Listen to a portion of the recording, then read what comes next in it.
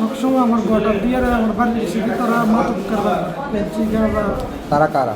Suman Mia, written, Abul Kasem, তারপরে হচ্ছে জুবাদ, সুমন, তারপরে হচ্ছে শাহজাহান, নেতা জাহাঙ্গীর, তারা সবাই মিলিয়ে তারপর আমি মানা করছি, বাধা দিছি, বাধা দেওয়ার পরে ওটা বিষয়ে আমার প্রবলেম গাওয়া আমার বাড়ির এসে দিয়ে মাল ফালা তারা দিকে দেয় বলে তারপরে আমি কালকে একটা নিউজ করছি, নিউজ করে না আজকে আবার না বলাই বাংলাদেশে আবার কালকে তারা 3-4 দিন আগে বাংলাদেশে বলি ধরা হচ্ছে 2000 ওইটা আমি ধরা দিছি, ধরা দেওয়ার পরে আবার কালকে মাইক আমি থানাতে রেন্টি গেছি, কেস করে গেছি, আজকে আবার আমার অফার দিতে আছে 50,000 টাকা দিব, আমি কেস উঠে দিতাম, মানে কেস না উঠলে আমার মাইক করবো, আমি বলছি আমি কেস উঠে দিতাম।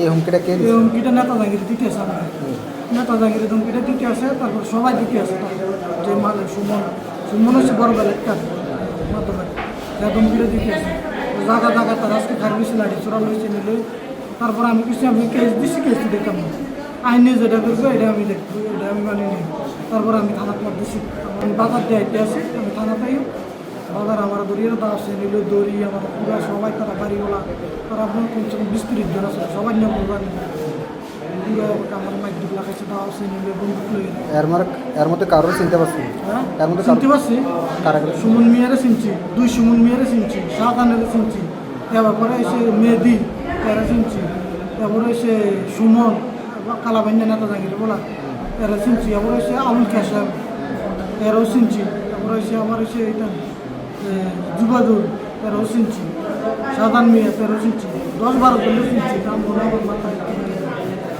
4 জনের বেশি মারধর করছে। কি দিয়ে আঘাত করছিল? দাও শ্রেণী তার কাছে পিস্তল আছিল, পিস্তল এরা আমার কোয়ালা ধরিয়েছিল, আমি তারা মাইক দিয়েছে পিস্তল আছিল, তারা বাংলাদেশের কিন্তু বাংলাদেশের লোক কারবার করে পিস্তলের কাজ করা হয়েছে। ওদের 3জনেরই হেড ইঞ্জুরি ছিল, মাথায় চোট ছিল 3জনের, এবং 3জনকে সিলি করার পর প্রাথমিক চিকিৎসা করার পর 3জনকে সিটি স্ক্যান করার জন্য জিবি হাসপাতালে রেফার করা হয়েছে। অ্যাকচুয়ালি যে আঘাতগুলো ছিল সেটা কি ধারালো অস্ত্রের আঘাত ছিল নাকি? হ্যাঁ, মনে হয় ধারালো অস্ত্রের আঘাত ছিল। এর মধ্যে কি ইনজুর বেশি কে ছিল?